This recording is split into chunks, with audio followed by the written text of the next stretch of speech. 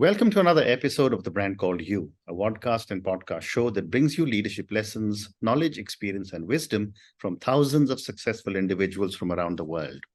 I'm your host, Ashutosh Garg, and today I'm privileged to welcome a very senior and accomplished professional from Sydney, Australia, Mr. Thomas Preiss. Thomas, welcome to the show.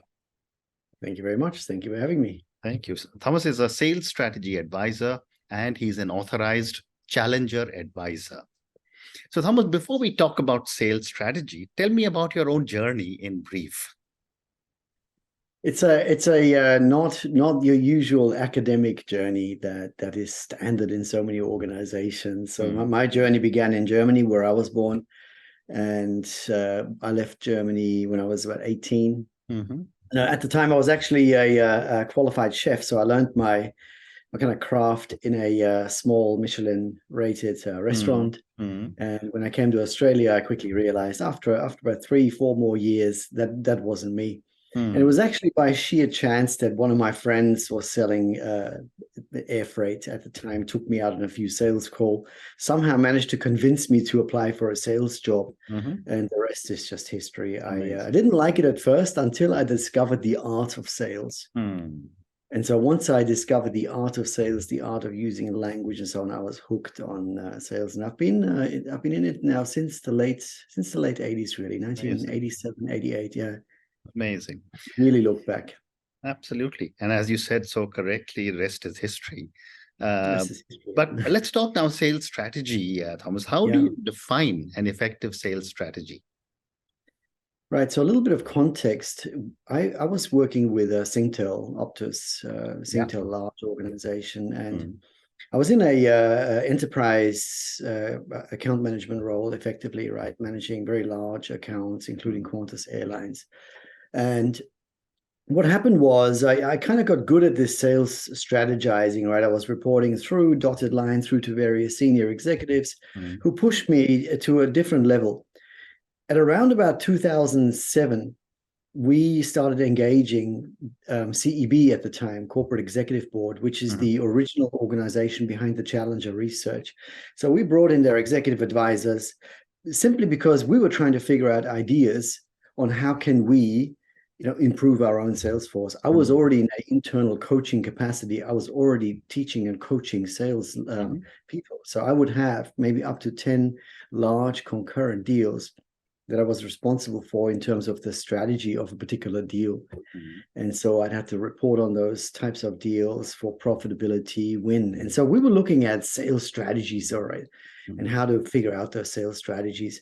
And one of the things that became very apparent very, very quickly is that our level of engagement was always very late in the organization. And a good friend of mine told me once, he goes, Thomas, selling is really two parts. Selling is the creation of value. Negotiation is the distribution of value.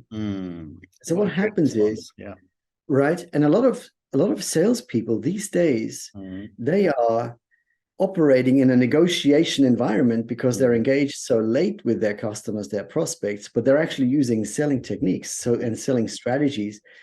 And that doesn't necessarily always match. So an effective sales strategy has to be one that's, number one, attempting to engage the customer much earlier. From a teaching perspective, as we even say at Challenger, you have to become somebody that they want to bring in earlier into the organization so you can shape not only the deal, but you can shape the bias through your win theme. So sales strategy has to focus on the bias that you're creating. Now, I guess another part of sales strategy that is effective is if I have multiple stakeholders on both sides of the fence engaged on a single message. And so what happens is I observe a lot of deals these days. I look through deals and I always see the strategy failing because it's very tactically focused or product focused. It doesn't take the business into consideration. So that's what loses effectiveness, but in turn, of course, increases effectiveness if we can just get better at that. What a great response. Thank you. My next question to you, Thomas, is having worked with so many companies, what in your view are some of the common mistakes companies make in their sales strategy? There's two big ones. One, that is done by the sales, most likely led by the salesperson or the sales leader. That is, like I just alluded to, that late engagement, and it's a very tactical focus. So we're focusing on the solution, we're focusing on what we want to sell. It's very inwardly driven. So it's something that, systems and processes drive these organizations, where they're pushing salespeople to answer questions like, how big is this deal? When's the deal coming in? What do we need to do next? We fail to realize that it's actually the customer who has to do things. This is about the customer's business. We're enabling their business, we're improving their business, but we somehow don't focus on that. So I think that's the first one. The other one that I've observed for years now is our inability at the individual level to set proper meeting objectives. Right. Sounds like a very small thing and very tactical, but in my role as a seller, each and every meeting is at some level designed to progress a deal forward. Because if I don't, it's either stagnating or going backwards, or could be wasting my time, which introduces a high cost of sale. So every meeting should be designed with that in mind, to work out what is it that a customer needs to do after this meeting. What do they need to think? What are the actions that are required? So therefore, what is our actual meeting objective? And it sounds, like I said, tactical, and it sounds minute, but that's actually the thing why so many of these meetings are failing to progress deals forward properly. Very interesting.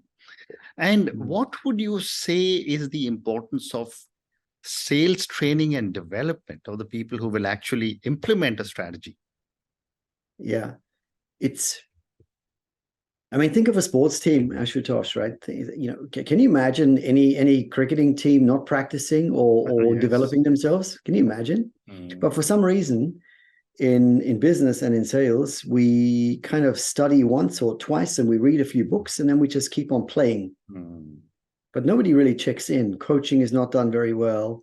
We don't seem to practice very much. We don't role play enough of the calls. We don't practice. And so self-development, practicing, increasing my skill, getting better at my craft, including communication skills, thinking skills is a big one I focus on. We don't work on enough. Amazing. And, when we now talk of any sales strategy or any organization, there is a huge impact that's being created by digital platforms, e-commerce. How do you see the future of sales, especially with the rise of such digital platforms? Yeah. So sales, it's a single word for a huge scope that's out there. Like I could have the transactional retail sales, for example, or I could be a car salesperson. I've got last year I bought myself a new car, and I would think back maybe 10 or 20 years when you were buying a car, you would have to go into a car showroom and ask the seller all sorts of questions. They'll let you drive the car and so on. I found myself not having to do any of that anymore. And because I've researched everything online, I've done everything. I figured out what I want, why I want it, what it sounds like, what it'll do. And it was all from social media networks, all from peer-reviewed information. So digital sources, were the dominant source of information. Really, when I now think back, is what role did the seller actually play? Well, one, I felt like they were kind of getting in the way a little bit, right? But really, they were just enabling the transaction. Do you have it in stock? Do you discount it? Those basics. Now I'm thinking to myself, the more this world gets digitized, the more I can self-serve, the less I need the transactional salesperson to help me with my choices. And that would render that person certainly not as valuable as they might have been in the past.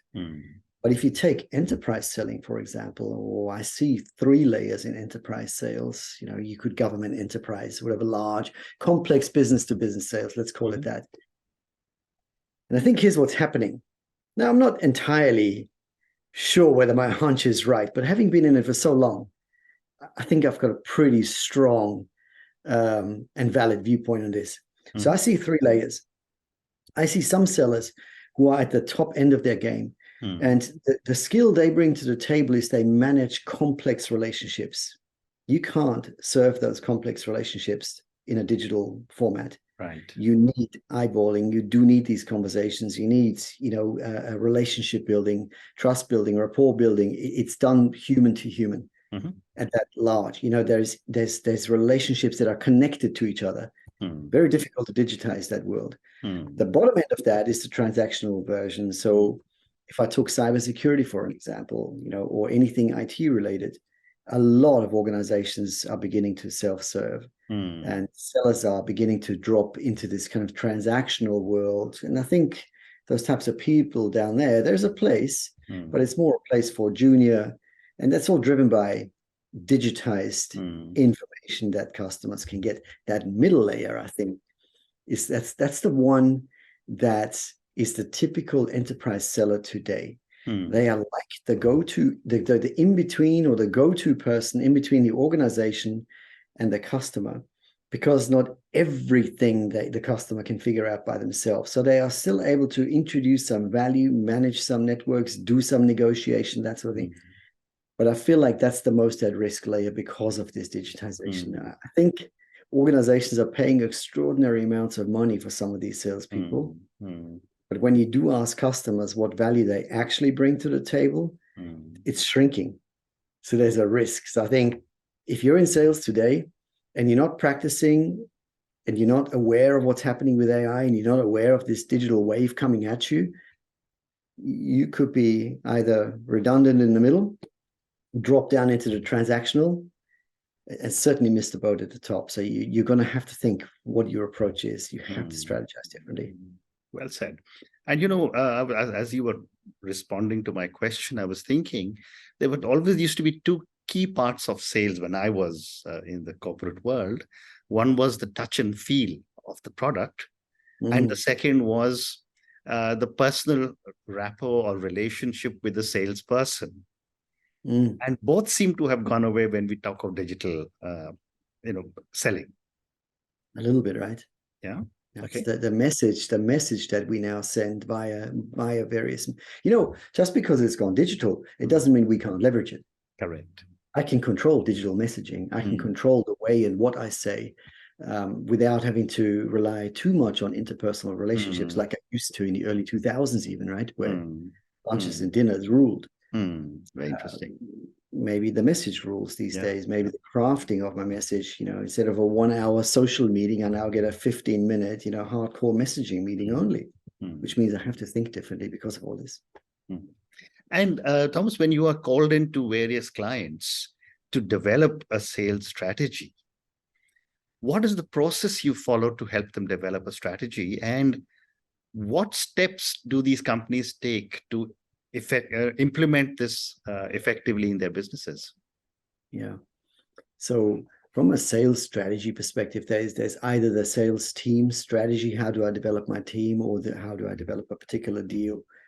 When it comes down to teams, there's a lot of effectiveness in coaching and skill building over time, so we can leverage it. But you got to capture the skill. You got to learn from what people are learning and testing in a marketplace. So the strategy around team building, developing, has to be around coaching, certainly. Training, yes, but it's really coaching, this ongoing development of people's skills, communication skills, and so on. When it comes to sales or deal strategies, which, yes, I do get asked quite a little bit about that, right? The question that I often get is because they're stuck in one way or another. It's like, we don't really know what to do next. We don't really know if our strategy is right. We don't really know how to present this. Can you help us somehow? Those are the typical questions that I get. So here's what's interesting. What I typically do is I will reverse engineer the sales strategy. So instead of trying to figure out what do we do next, and speculating around that, usually in the absence of clarity of information, we don't have all the pieces. It's like we're playing chess without all the pieces on the board, certainly not all visible. So it's difficult to build a strategy. But if you reverse engineer it and you say, okay, let's assume that we win, or that we have won, then I can now put a couple of lists together. One is that what could go wrong with this deal? And I make a list of all the things that can go wrong, all the objections that I might encounter. And once I've got a complete list, a very transparent list, I can now mitigate against many of these things that can go wrong. And some of these things might be showstoppers for all we know. Some are just blind spots that we have that we could easily close. Mm. But you have to do that in a very, very brutal fashion. And the first struggle that I typically have with sellers and their leaders is that the content of the information is often quite speculative. Mm. So I have to clean that up. So if I look at an account plan, it usually empties very, very quickly because most of the information is just guesswork. Mm. So it's that sort of approach. Let's clean up. Yeah. Well said. And when it comes to startups or young businesses, what is your advice to them? Because they don't have the resources to build huge teams or spend big money to market their brands. What is your advice to them to have an impactful sales strategy that they can afford? Yeah, I saw that question, and of course I was expecting it. And it's not an easy question to answer, right? But whether it's a smaller business or you're a startup, irrespective, what you're doing is you're trying to improve a customer's business. So in order to do that, you've got to understand what's not working in a customer's business or a prospect's business, number one. So you've got to have some strong clarity around what it is or what problem that you are actually solving. Like it's got to be at the root cause level, not just a shallow, they're spending too much money on telecommunications or IT. It can't be at that layer. It has to be far deeper than that. What is it? Then you got to start asking your questions. Well, what do we represent in this? And from there, you work out, well, how do I nudge the customer along their own buying journey? Now, that applies to large organizations where there's bigger teams, and I just have to manage that team like a conductor would a band or an orchestra. And in a smaller startup organization, maybe I have to do a lot of these things. But honestly, Ashutosh, it's the message first. What problem am I actually solving for this potential client, a customer of mine? What steps do I need to take? Now, we're lucky these days because I can generate so much content so quickly these days using AI. I can automate so many things that I never used to be able to automate. I mean, the way I can communicate these days, the platforms, and if you're not using those platforms properly and you are going the old way of selling, then you have a very high cost of sale, low probability of win. And it's just difficult to establish yourself. So yeah, but know your problem that you're solving. Very interesting. There is one other aspect that seems to have now come in a big way when it comes to consumer buying behavior. Number one is reviews. The young people, first thing they look for is the review of every single product. Right. And you were just talking about it when you said you bought a new car recently. The second part is the analytics, which has become very, very big and powerful with so many big machines, computers available, and of course, so much data available. And the third part is the CRM software that is there in every organization. I'd love to get your perspective on how do these three, whether it is reviews, analytics, or CRM, play into an effective sales strategy. Yeah, reviews is a tricky one. I hear this a lot these days, right? There's organizations out there that listen in on social chatter and so on and read all that. And we try to determine what to do next with our product or our sales strategies around that, of course, responsive to that. I think number one, if you're very good at what you're doing, then you have much less a problem in the first place. If you're very clear with what problems that you're solving, you create a lot less confusion out there. So I think that's going to help you in the marketplace anywhere around using those sort of things, positioning yourself rather than selling things, right? You work on the positioning that you hold, not just marketing your capabilities. So you because you do represent something to people out there, and it's what is it that you want to be represented as? What do you represent to the individuals that are buying or to the organization? So I think leveraging technology and reviews to understand your positioning is you have to do that sort of thing. In terms of what was the second one? So we had the reviews and we had the analytics, the reviews, and the CRM. Yeah, the analytics is interesting, right? So the analytics it's like gold mining, isn't it? So we're looking for ways of improving not only what we sell, how we sell, but how our customers are actually responding to that. You do see a lot of analytics out there.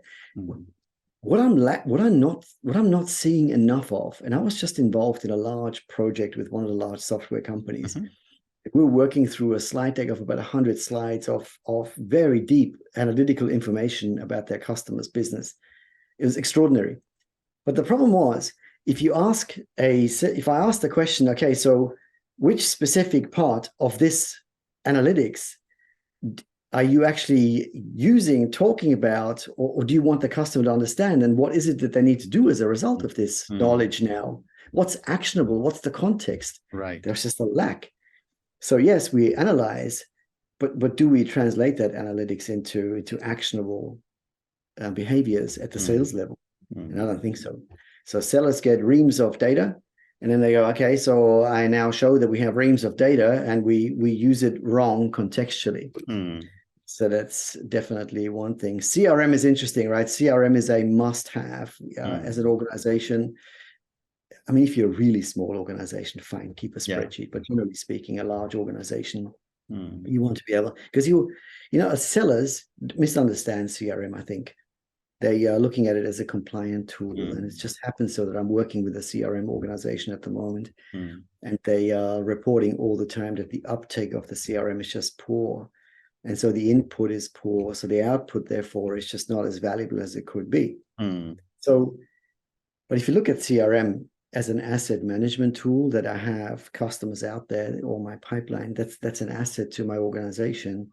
And as a seller, I have to manage that adequately, right? So I have to manage that asset. I have to manage and retain the knowledge of that. So I have to leverage it. Do sellers leverage CRM? Probably not. Some do, but many do not. I would say that 9 out of 10 people don't. They dread using it, and they'll do the bare minimum compliance rules, really. Can it be used much better? 100%. 100%. If we integrate all sorts of better thinking, I talk a lot about this, right? Why don't we just develop salespeople so what they put in here becomes useful versus just compliant? So it has its place. It's got to be there. Does it drive better selling? I doubt it. Thank you. And my last question to you, I only have time for one more question. And this is for the many, many people who will listen to our conversation, Thomas. Based on your deep understanding of sales and sales strategy, what would you say are 3 lessons you would want a lot of our viewers and listeners to take away if they are working on a sales strategy, designing their own sales strategy? What would those 3 lessons be?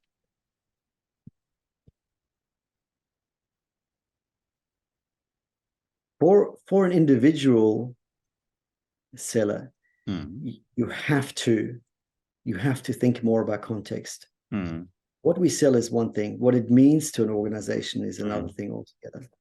So we have to become, as Daniel Pink says, meaning makers. And I think that's to me the most critical part of selling. From there, as I'm now thinking about giving things meaning, I have to climb sort of a ladder of meaning, sort of ladder up in the value chain, where I say, well, if I save you money today, you have money left over to invest. If you can invest, you can increase your business. If you can increase your business, you can further invest. And so I'm climbing up this value chain.